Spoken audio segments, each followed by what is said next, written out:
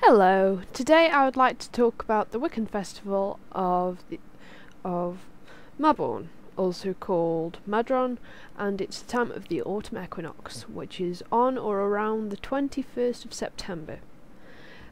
This is a time of balance where day and night are equal, so you've got an equal length of day and equal length of night, just like at the spring equinox. And this is also the second harvest of the year. And it's a time for, as the spring equinox was a time for beginning things and new life and things, this is a time for winding things up and sitting in reflection, and as it's a time of balance, it's to do with getting rid of the bad from your life, and things you don't like about yourself or something like, or giving up bad habits and things. And taking on new things and bringing good things into your life. And that's what rituals for the autumn equinox are generally about. And it's also a time for the contemplation of the mysteries.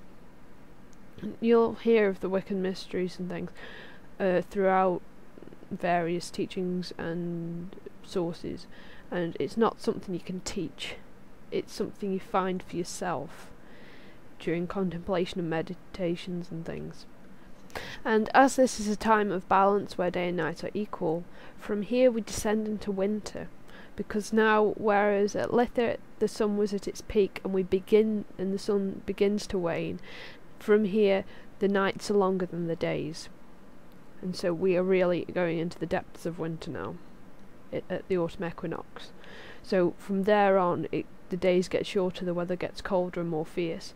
And in times past, this would have been more significant for our ancestors than it would necessarily be for us, because for us things are fairly easy and we don't really have to worry about things that they had to worry about, like the roads, because the roads in those days, centuries and centuries ago, were not like roads today. They would be, if it rained, they would become very muddy and it would become very difficult to travel, and if you got trapped in bad weather, you were very badly trapped. And so it's probably more significant for our ancestors, but we can still feel that now with the energies of the year changing. And from here also the god begins to wane as he is passing through his life cycle. He was born at Yule, and he is now in the stage of life where he begins to wane before he dies at Samhain. And so now he's beginning to wane, and this is the theme. And the themes of this festival can be to do with reincarnation, where it's more prevalent with death and reincarnation at Samhain. But one of the declamations that is used in ritual which was written by Doreen Valiente and can be found in many books, one of which is A Witch's Bible by Janet Stewart Farrar, and this is the declamation. It says, "Farewell, O sun, the ever-returning light, the hidden god who ever yet remains. He now departs to the land of youth through the gates of death, to dwell enthroned, the judge of gods and men, the horned leader of the hosts of air. Yet as he stands unseen without the circle, so dwelleth he within the secret seed, the seed of new reaped grain, the seed of flesh, hidden in earth, the marvellous seed of the stars. In him is life, and life is the light of man, that which was never born and never dies. Therefore the wise ones weep not, but rejoice." And that refers to the cycle of life and death, because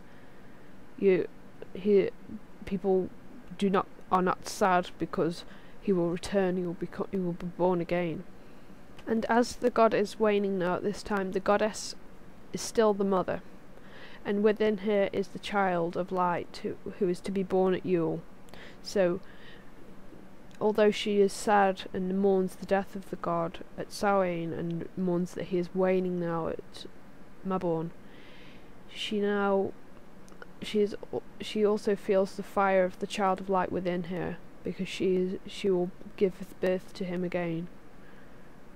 And yeah, And traditional decorations for the altar at this time, the colours are prevalently red, gold, yellow and brown, all those sort of harvesty colours and any earthy colours.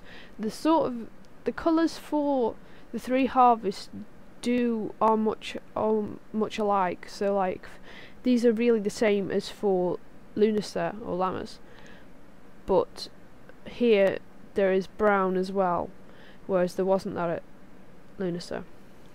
But the only real difference is at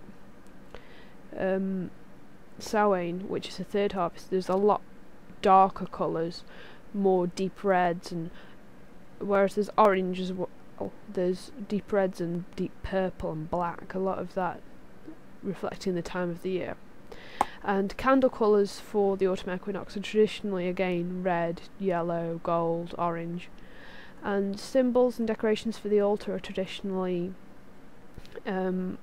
fallen leaves and browning leaves, nuts and berries and things, and also horns of plenty, which you also hear referred to as the cornucopia, and it's a horn of plenty with all the harvest produce spilling out of the end. I'm sure you've seen the picture. I'll put a picture on at the end of this video. And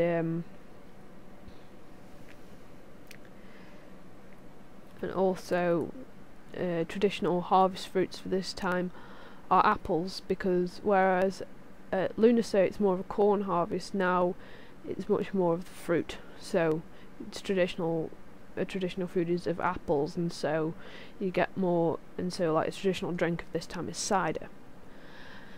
And that's some info about the autumn equinox. Wherever and whenever you may be celebrating it, whether you're watching this video actually on the autumn equinox or whether you're watching it in February, have a blessed Mabon. Blessed be. Goodbye.